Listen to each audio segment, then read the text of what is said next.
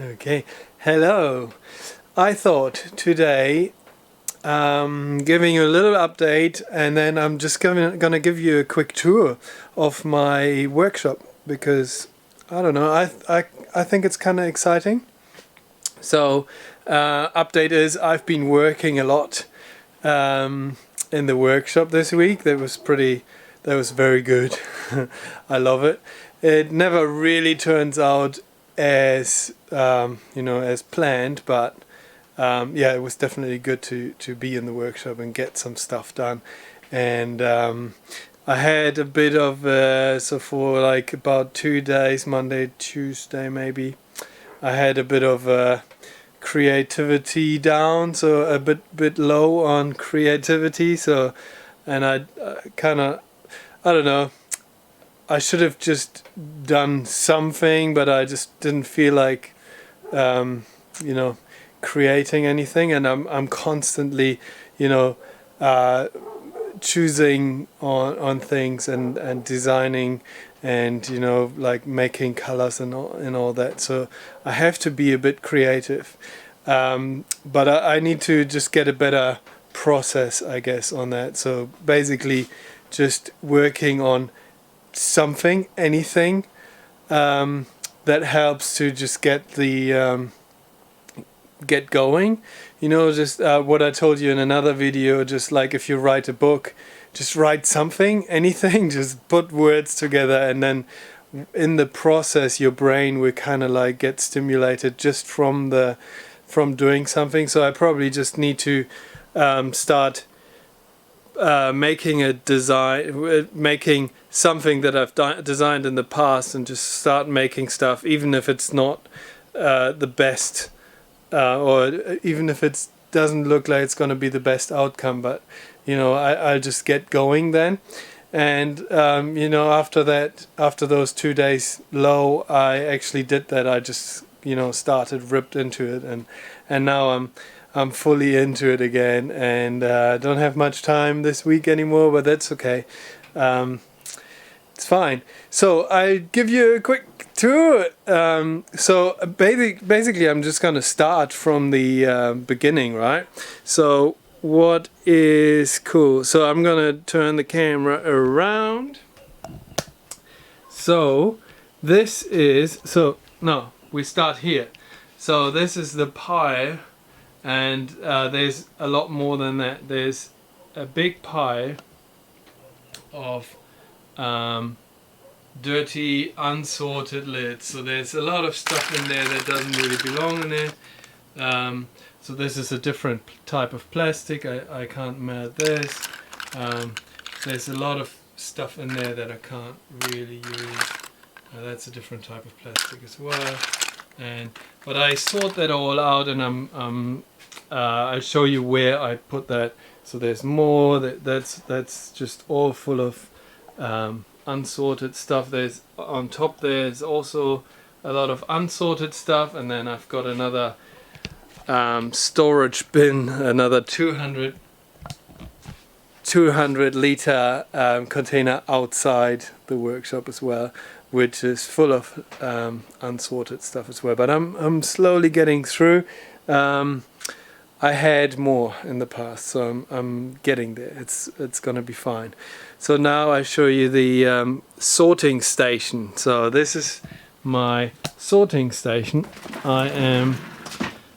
So that's the shelf that I use for sorting. So yeah, basically I've got a container for all sorts of different things. So these are, for example, lids that are this size and have a seal in them, so I can't just melt them down, but I can collect them, especially when they're... oh no, I lost that one now. Okay, I'll find it. And so they're they're good size for some people for crafting and stuff. And so basically I just sort them by size, and not by type or anything.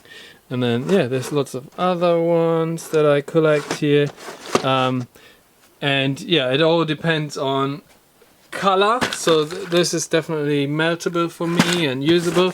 and I just sort them by color, and that's also all I can use all that. I can I just washed that one. So when I've got a box full, so this one is full, I either I store them when I don't need more washed, or I just go straight to washing. And yeah, so I basically just take a box like this and start sorting them. Sometimes I take some of the boxes down, put them on the floor around me, and just sort with both hands, like tuck tuck tuck, going really quick. And yeah, and when I've sorted them all, and I got like a box full, and I need to store it somewhere because I've got just too many, and I can't use it all at the same time. I actually put them up there into those banana boxes, and they're all sorted by type already. So I'm writing the type on here, and sometimes the color as well. So up there you see there's number 2 green, number 2 mixed colors.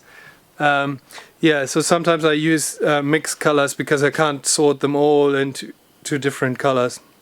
But the main ones are like blue, green, yellow, red, black. I separate them by color as well, because I like to have them in here.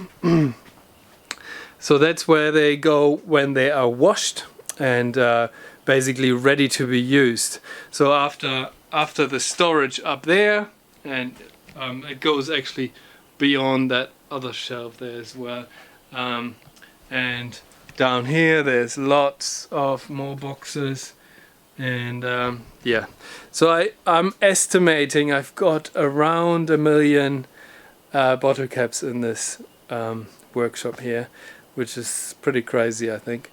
Yeah, around 1 million is what I'm estimating. I have been weighing them a little bit, and I have been yeah, I've been estimating the amount that I have, and I've got around 250,000 lids that I washed and ready to go, and 750,000 probably around that figure that I still have to wash and partially even sort.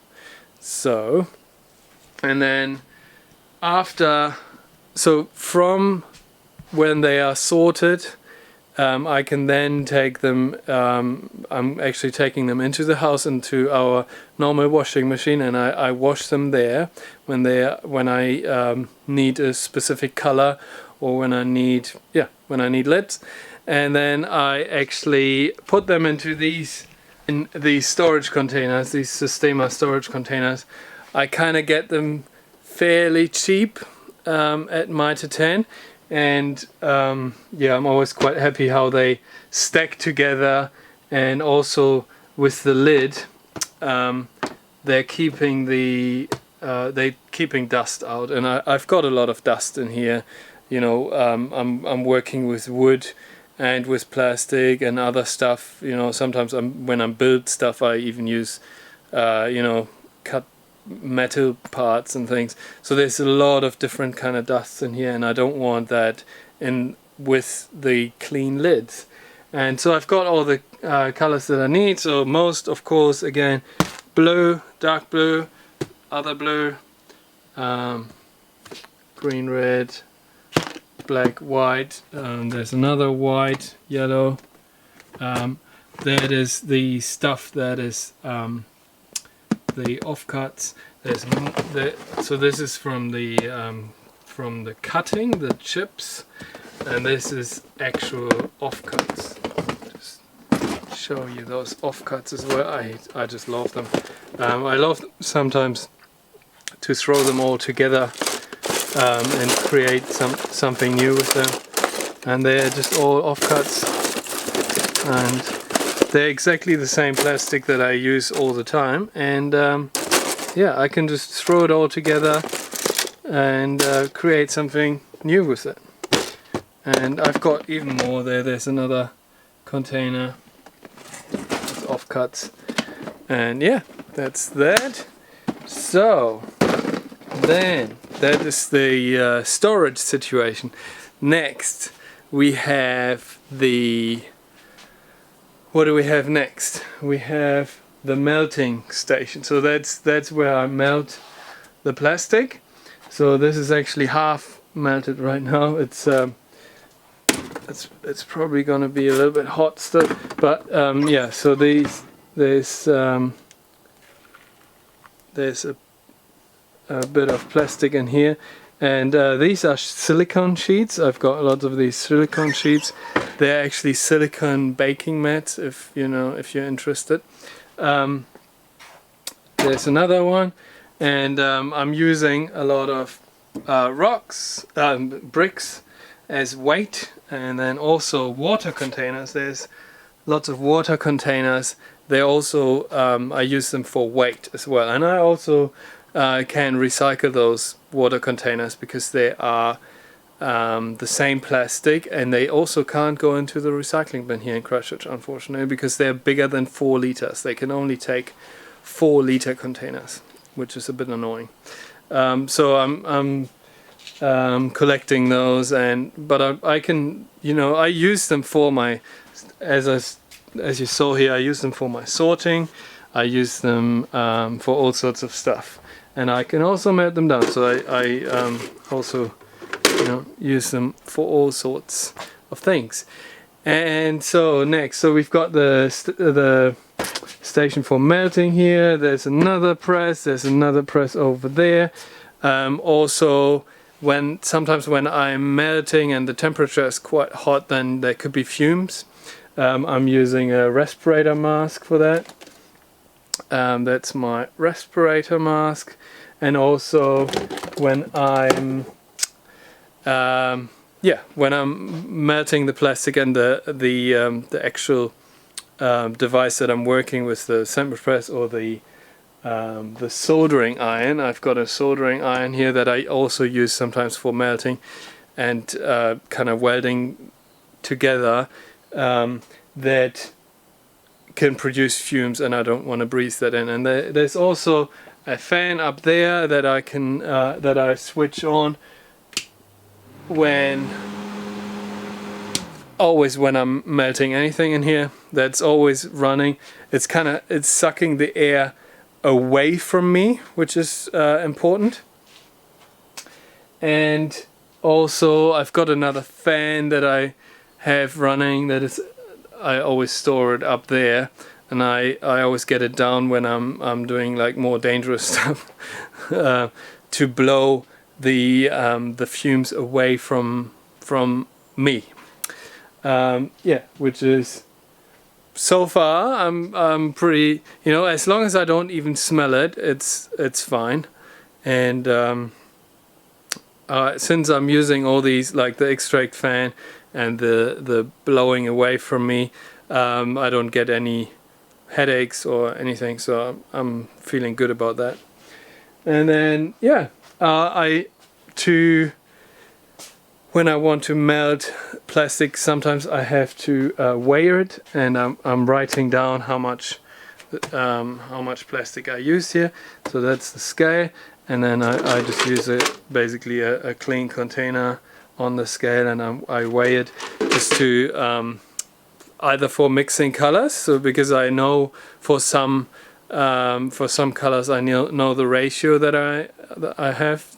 When I want to mix, say, an orange, then I could use some yellow lids and some red lids, and I make an orange, which works pretty well. And it always turns out a little bit different, and so I can get it more precise if I weigh the plastic as well. And I also don't get too much, so because if you take too much plastic and put it into the sandwich press, it'll actually come out on the other side. It'll actually it'll get squished out the sides, and then there's more that I have to remelt, so it's basically more offcuts. yeah, and then I've got my sheets. I am storing them in this pretty box, and there's so many nice sheets in there. Yeah, it's pretty cool. I'm not entirely happy with this system because as I am taking them out, I have to be really careful that I don't scratch them because I don't like to have scratches on my materials, because I tend to usually not polish the plastic or anything. It just basically, as it comes out from here between those silicone sheets, that's already the texture that I want. So yeah, so if I get scratches on there, then I have to sand it and polish it and stuff, and that takes a lot of time, and yeah, I don't want that. And then, so what's the next station? So from there, when they're done and stored in there, I can put them into the CNC router.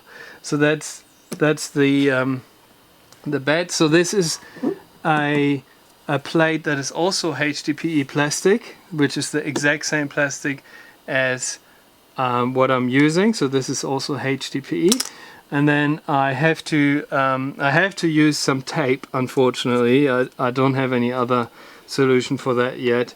I have to use a bit of sticky tape to put these, like double-sided tape, to put it on here.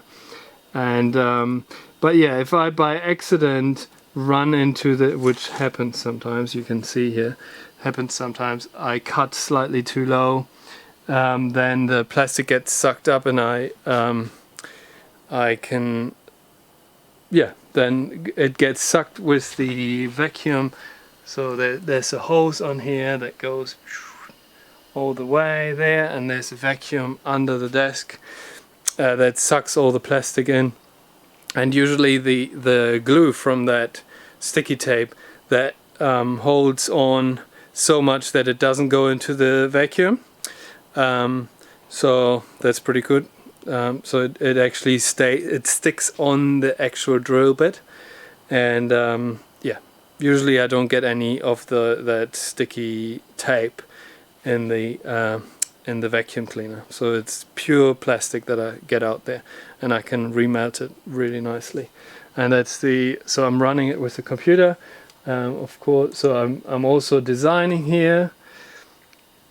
So I've been working on this, and yeah, so I run music on here, I design here, and I run the machine with that computer as well. So it's all connected. There's all these connectors, and yeah, this is the program that I'm using to actually run the machine. And I can actually now code that as well. So it's pretty cool. I can actually, code directly in what I want to, how I want the machine to move. Which was pretty important. In the beginning I didn't really know how to do that. Now and I learned it's called G-code to run the machine. And of course when I'm designing in the CAD program, I am the program makes the G-code for me, but I can also edit it, and I can write tiny little programs to make the machine do things that I want to do. Yeah, so I built this hood at some point, so that's a noise protection. So it's got a nice big window in it, and so there's like a mechanism with some wheels that are built, and it's hanging on ropes, and because it's quite heavy, that thing, but I can shut the whole thing.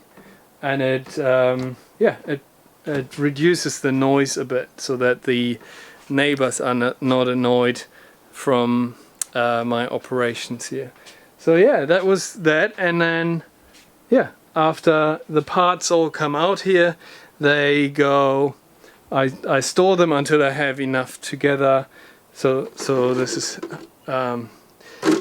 I have lots of storage places for that. I might actually build another shelf for just all the parts, because at the moment they're just you know, they're everywhere. Kind of. And yeah, and then when I have enough parts together, when I have all the parts for what I want to make my for the artwork that I want to create, or for whatever I want to make, then I take the parts, and on the workbench here I'm melting them together with the soldering iron. And yeah, so that's the whole process basically. Yeah, the wood process is another thing. So I'm storing all the so that is all wood. That is all that's all going to be repurposed, so that I keep a lot of wood here that is all offcuts, which is pretty cool. So they're all offcuts from joineries, and so I didn't buy any of that wood. Because you know, there's so much out there. I just I can just reuse it. Otherwise, it would probably go into the landfill as well. So yeah, so I take those. They're sometimes quite long, those pieces, and I've got a scale saw over there, and I cut those pieces off, and then I can put them also into the machine. But at the moment it's in plastic mode, so when it's all on plastic, you know, the vacuum only is supposed to only suck in plastic, and I'm cutting only plastic. The HDPE base is in there, the black base plate is in there. Then I'm not cutting wood, otherwise I have to switch over to wood again, and I do that sometimes. I switch over, but it's quite a process. Yeah, to make the frames that I use for the artworks as well, the base plates, I make them also from the wood offcuts, right? So yeah, so that is all that. I think that's the main things. Of course there's lots more, but that's the main parts, otherwise the video gets too long again. But yeah, yeah, if you made it this far, which is then you were probably interested in all this, which is pretty cool. And maybe hit the like button, and yeah, follow me around for more. And I probably show a bit the process, how I'm working with things. I'm just thinking about that, how I do that, because, you know, I don't want to give too much of the magic away. But yeah, I also like to show what I'm doing, and I don't, you know, I want other people to do this as well, to you know how to recycle plastic. And yeah. So stick around, there's lots more to come. Alright, see you later. Thank you. Bye.